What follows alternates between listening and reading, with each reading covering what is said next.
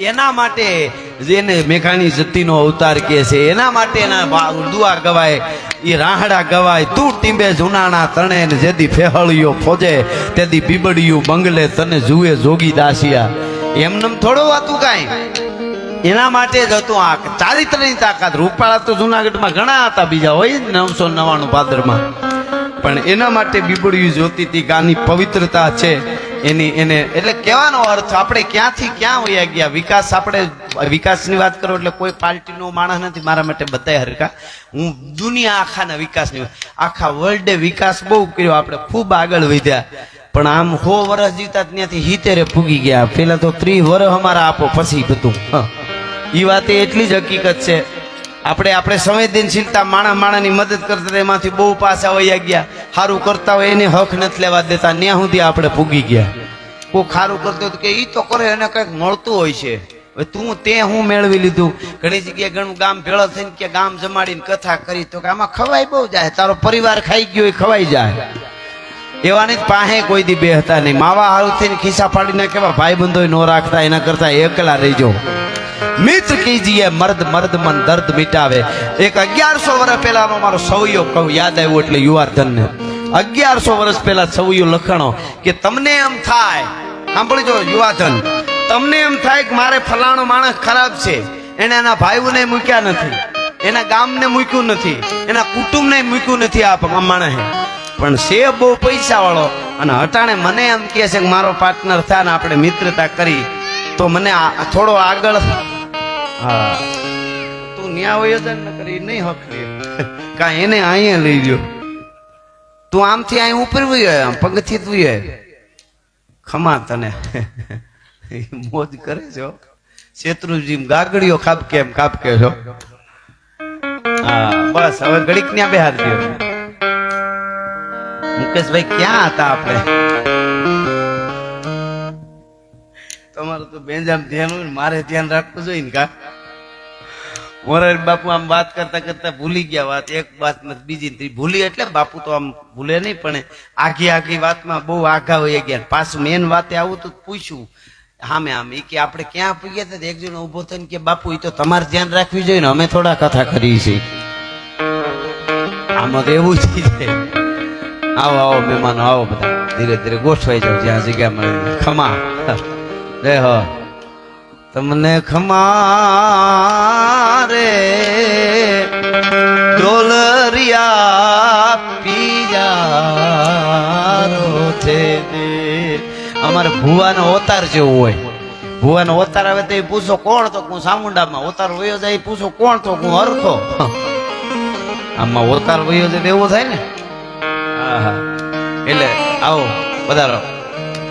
અમારે કાળુભાઈ ને બધી ખબર હોય ક્યાં પી ગયા. હા જો તો પછી એમનું થોડું છે. નિલેશભાઈ ને ખબર હોય.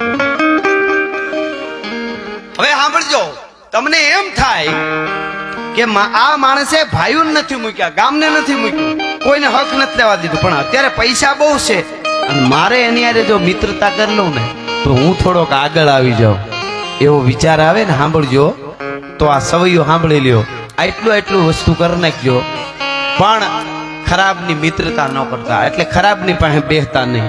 શું કરવું? સવૈયો સાંભળજો, પછી પાછા આપણે છંદો તરફ તો જાઉં આપણે, પણ આ સવૈયો સાંભળજો. આટલી વસ્તુ કરી લેવાની. ખરાબની મિત્રતા કરવાનું મન થાય ત્યારે શું કરી લેવું? દોડિયાભાઈ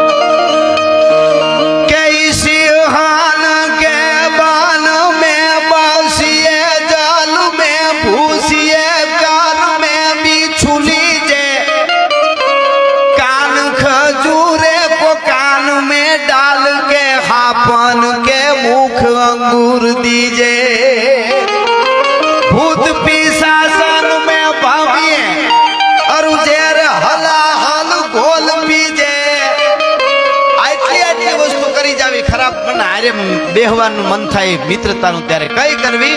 સિંહન કે બન में बसिए. खबर હોય કઈ હાથ આવત ગયા ન્યા જાવ, મરી જાય, જીવ જાય, આબરૂ ન જાય, સિંહન में अस्तित्व न जाए. જે સિંહન के बन में बसिए, जल में भूसिए, ડાયા માણે કીધું ડોળા પાણી એમ ન પડાય, પણ ધ્રુવકો કવિ કે મારી જાઓ, આની હારે મિત્રતા કરવાનું મન થાય, એની હારે બેહવાનું ખરાબ ની હારે મન થાય ને તો ડોળા પાણી ધ્રુવકો મારી જાઓ. સિંહન કે બન में बसीए, जल में पूछिए, कर में बिछू लीजिए.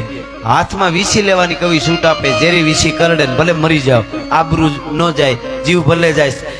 कर में बिछू लीजिए, कान खजूरे को कान में डाल के, कान खजूरो વીયો જતો કાનમાં નાખી દો. કવિ કે ખરાબ ની હારે મિત્રતા ને બેહવાનું મન થાય તે 2-3 કલાકમાં મગજ ખાલી થાય ને મરી જવાય, ભલે મરી જાઓ. કાન ખજૂરે કો કાન में डाल के, हापन के मुख अंगूर दीजिए. હા કાળોતરા મોઢામાં આંગળી દેવાની કવિ છૂટ આપે. અરે ભૂત પિશાન સન में ભમીએ, ભૂતડા ડાકડું રાહડા લેતી હોય ને જાવું. કવિ કે અરુ ઝેર હલા હલ ઘોલ પીજે, હળા હળ ઘોલી ઝેર પી જાઉં, પણ જીલો જીઓ જગ में રઘુનંદન, મૂર્ખ મિત્ર કબુ નાહી કીજે. મૂર્ખાની હારે મિત્રતા ન કરવી, બધુંય કરી લઉં, ખરાબ ની પાસે કોઈ દી બેહવું નહીં. એ પેઢીઓ નાશ કરી દે, એ હકીકત છે, હકીકત છે અને હકીકત છે. એને સારો વિચાર કોઈ દી આવે જ નહીં. આ ડબરો હું ઘણી વાર બોલ્યો છું. આ જે ડબરો છે ને આપણો, આ મગજ, આ ડબરો કહું આને, આમાં ખરાબ સારું ન ભરો ને તો ખરાબ એની રીતે હાવ તૈયાર જ હોય છે. બોલો, ન થવાના વિચારો આવે, ન કરવાના વિચારો આવે, એ અવળું અવળું જ લઈ જાય. અને સારું દોરવા માટે આપણી કથાઓ છે, આપણા સંતો છે, આની પાસે બેહવું, સત્સંગ લેતું જવું. કેવી ગુરુ પરંપરા હતી આપણી ત્યાં. કાંઈ પણ જાતા હોય તો જેની પાસે જે હોય લેતા જાય, ઘરે ગુરુ પાસે બેહે. એ આપણે ભૂલી ગયા. હવે તો આપણે પોતે જ હોશિયાર થઈ ગયા, પછી ક્યાં કોઈની જરૂર છે? ભૂંડાઈના ભટકાઈ થઈ પછી અડ્યું કાઢી, હવે અમને બચાવો, પછી બહુ મોડું થઈ ગયું હોય.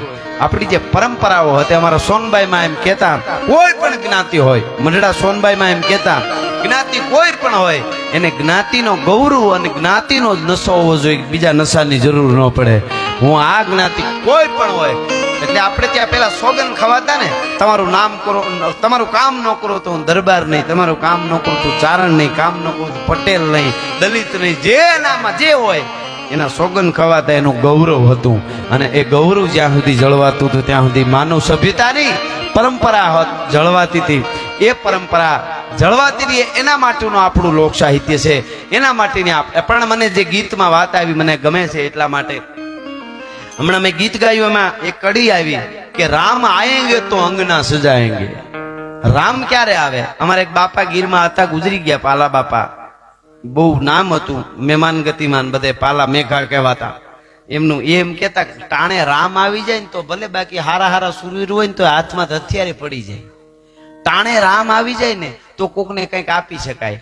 ટાણે રામ આવવો એ બહુ મોટે. રામ આવી ગયા, રામ આયેંગે તો અંગના સજાયેંગે. એમ રામ આવી જાય તો સારો વિચાર આવે. મુદ્દો તાણા હાચવાનો છે. ગામ ભેળું થઈને એમ કે કાંઈ મંદિર બનાવવું છે, કે અહીંયા હારી સ્કૂલ બનાવી, આ કરું, એમાં પેલો વેલો જે બોલે ને ટાણું હાચવું કહેવાય. પછી ભલે ને ગમે એટલું આપે.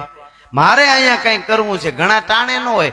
ઘણી જગ્યાએ અમને એવા અનુભવ થયા છે, ગામના લોકો એમને કરેલી વાત, કે ગામના વડીલો હોય ને વધારે પૈસા વાળા ભેળા થઈને કે ખબર, તમે ગામ આખું કરો, ઘટે તો અમે બેઠા છીએ.